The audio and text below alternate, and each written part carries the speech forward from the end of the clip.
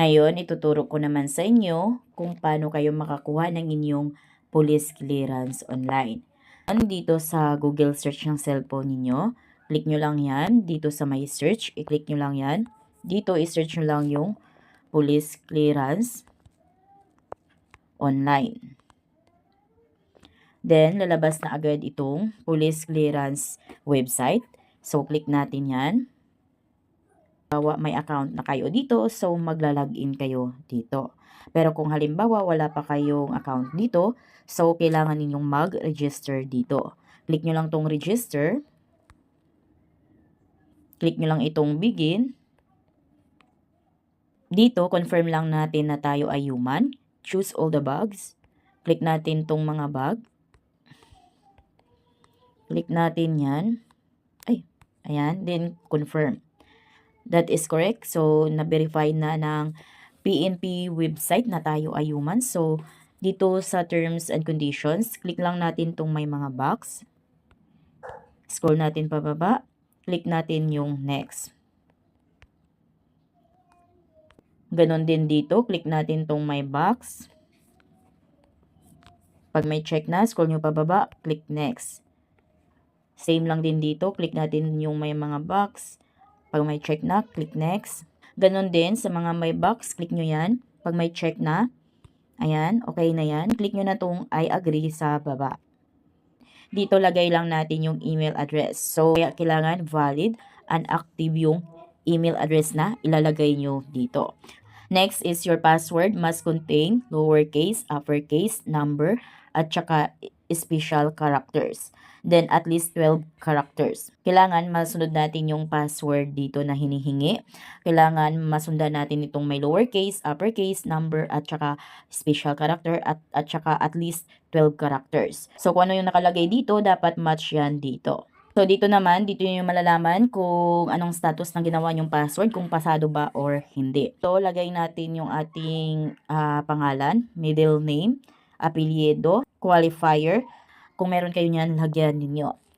Kung wala naman kayong qualifier, tulad ng the second, the third, or senior, junior, mga ganon, is pwede namang hindi lagyan dahil hindi yan applicable sa inyo.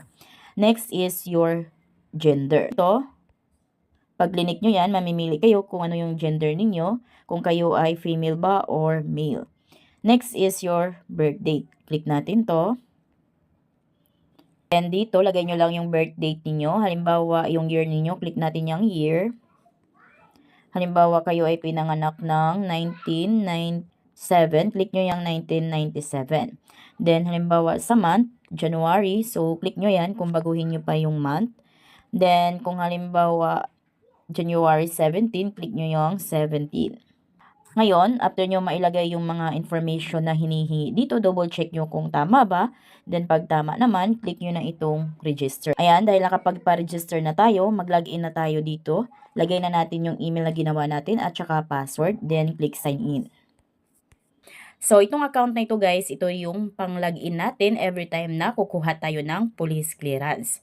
Dito, edit nyo lang yung profile ninyo kung may gusto kayong ipabago, like address, or kung ano pa yung gusto nyong i-edit sa profile ninyo. Clearance application naman, pag magkuha kayo ng police clearance. Dito naman sa transactions, dyan nyo makikita lahat ng transactions ninyo. Kung may nakuha na ba kayong police clearance dati, or kaya dyan nyo makikita yung status ng application ninyo dito sa pagkuha ng police clearance. Then, the clearance certification. Yun, every time nakukuha kayo ng police clearance, click nyo lang itong clearance application. Then, kailangan nyo lang magpa-appointment dito. So, dito, step 1, select appointment. Select purpose tayo. Click natin yan. Ano nga ba yung purpose? Bakit kukuha kayo ng police clearance? So, piliin nyo lang kung ano yung applicable sa inyo. So, kadalasan naman is general. Click natin yung general. Next naman is the police station. So, kung saan nyo gusto kumuha ng police clearance ninyo, yun yung pipiliin yung address. So, kung saan kayo malapit. Click natin yan. Halimbawa, taga Cainta Rizal kayo. Type nyo lang dito yung Cainta. Ayan, then lalabas na yung clearance. Click natin yan. Take note dito, to set your appointment schedule, please click on the AM or PM. So, ito yung mga available na slots.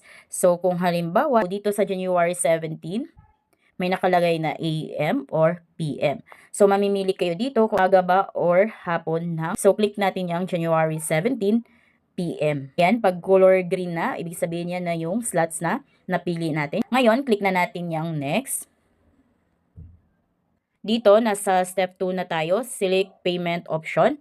Dito, click lang natin yung Land Bank of the Philippines. Click natin yan para lamang makapag-proceed tayo. So, ito ay 150 pesos. But take note, clients shall bear any convenience fee that may be charged by banks or mobile companies for using their online payment facilities. So, bukod sa 150 pesos, may convenience fee pa nito at iba't iba ang convenience fee sa bawat bank or payment facilities. Ngayon, click nyo na itong next. Then, dito, bago kayo mag-save ng appointment, basahin nyo muna dito yung mga notes or important reminders. Ayan, so ito yung appointment details ninyo. Then, scroll nyo pababa. Ayan, ito naman yung list of valid IDs na tinatanggap sa pagkuha ng police clearance. Then, pwede na kayong mag-save ng appointment. Click natin yan. So, dito, scroll nyo lang sa pinakababa, makikita nyo dito yung inyong reference number at saka kung anong payment channel at appointment date at mga details pa dito. So, ang gagawin nyo lang, swipe nyo pa left side. Dito sa action, makikita nyo dito yung click here to pay for more payment option.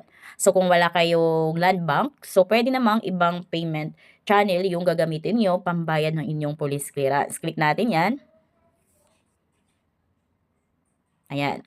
Then, dito guys, para makapagbayad kayo ng inyong police clearance, so, makikita nyo dito yung payment option ninyo is naka-land bank siya. So, ang gagawin ninyo, click lang natin yan. Ayan, pag halimbawa gusto nyo makapagbayad through cash payment, and GCash, or Maya, Shopee Pay, at iba pa, so, click natin yan. Ayan, nabago na natin yung payment mode. Next naman is kung ano yung nakalagay dito, yan yung ilagay natin dito. Halimbawa, HD, PKK, ayan. Then, dito sa may box, click lang natin yan. Then, pag may check na, okay na yan. Then, click continue. Then, click OK. Ayan, pwede kayong mamimili kung over the counter or kaya through your mobile or cellphone. So, pag through your mobile, so pwede kayong makapagbayad through your GCash, PayMaya, Shopee Pay, GrabPay, QR code, at saka Palawan Pay. Pag once naman na over the counter, click natin yan. Pag over the counter naman, so pwede kayong makapagbayad through 7-Eleven, Cebuana, BDO, Western Union, sa MoneyGram, SM, Robinsons, Espacio, EasyPay, RCBC, Bayad Center, at saka sa mga Palawan. So, mamimili lamang kayo dyan kung saan kayo magbabayad. Pag halimbawa, piliin nyo yung GCash, so click nyo lang tong GCash. Then, ayan, may check na. Ibig sabihin yan na yung ating napili. Ngayon, scroll nyo lang pababa. Click nyo na itong proceed. Then, click OK. Ayan guys, ito na yung QR code para makapagbayad kayo through GCash. So, screenshot lang natin yan. Ngayon, dahil may QR code na tayo, so, open na natin yung GCash apps natin.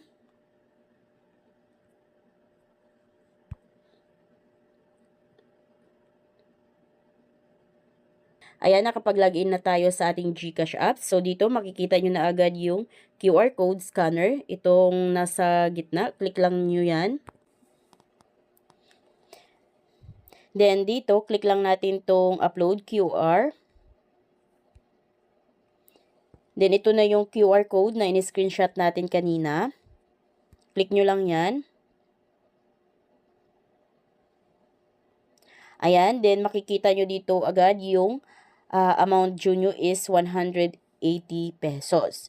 So, sa akin nakalagay sa ngayon is not enough dahil for vlog purpose lamang itong video na ginawa ko. So, sa inyo dyan, pag may lumabas na ng next, click nyo lang yung next, then click confirm. Pag once na nakapag-confirm na yon, pag once na naklik nyo na yung confirm, so lalabas na dyan yung receipt nyo sa GCash. Then after nyo makapagbayad, so confirm na yung appointment ninyo, pumunta na lamang kayo sa branch at appointment date ninyo.